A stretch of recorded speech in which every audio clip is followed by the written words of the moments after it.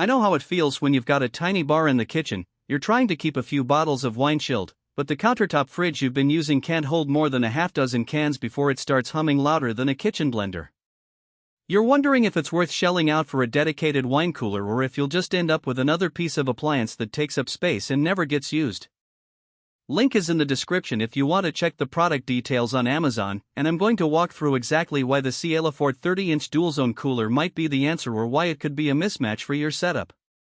First off, the biggest hesitation most people have is the fear of buying a cooler that looks great on the box but ends up being a noisy, temperature-drifting eyesore in the kitchen.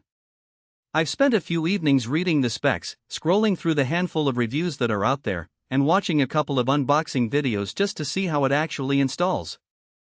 The thing that kept me curious is the dual-zone design. One side can sit at 36F for whites and sparkling, while the other can be dialed up to 72F for reds that need a bit of breathing. That flexibility is rare in a 30-inch unit, and it's the main reason the price tag feels justified.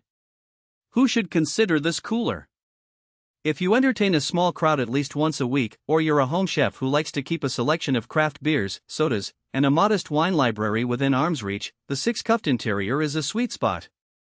The internal layout is adjustable, so you can shuffle the shelves to fit a case of 12-bottle wine boxes, a stack of 24-ounce craft beer cans, or even a few small appetizer platters when you're hosting a tasting night.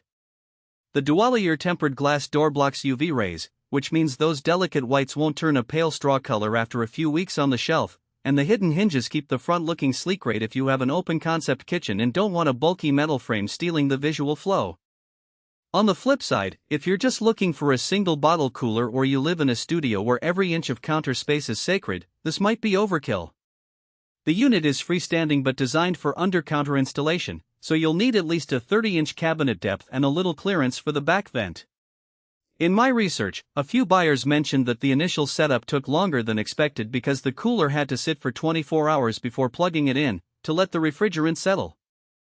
That's a small inconvenience, but if you're hoping to move in a new apartment and need an appliance ready to roll the next day, you'll have to plan for that idle period.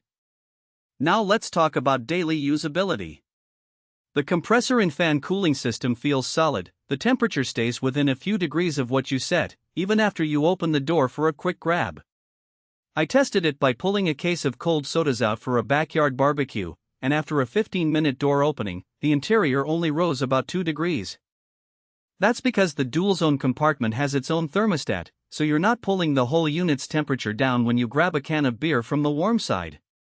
For wine lovers, that means you can keep a bottle of Pinot Noir at a slightly higher temperature for a couple of days and still have chilled whites ready for the next meal, without constantly readjusting the dial. A practical strength that often gets overlooked is the 3 LED lights.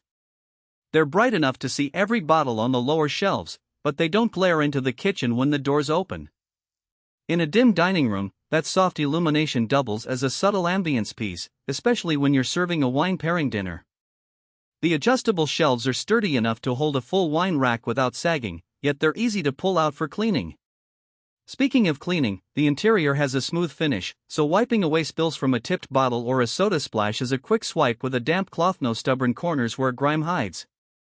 Where the cooler shows a hidden trade-off is in the noise level. The compressor does kick on a few times an hour, and while it isn't a roaring industrial unit, you'll hear a soft whir that can be audible in a quiet living room at night. If you plan to place the cooler against a bedroom wall, you might notice a faint hum.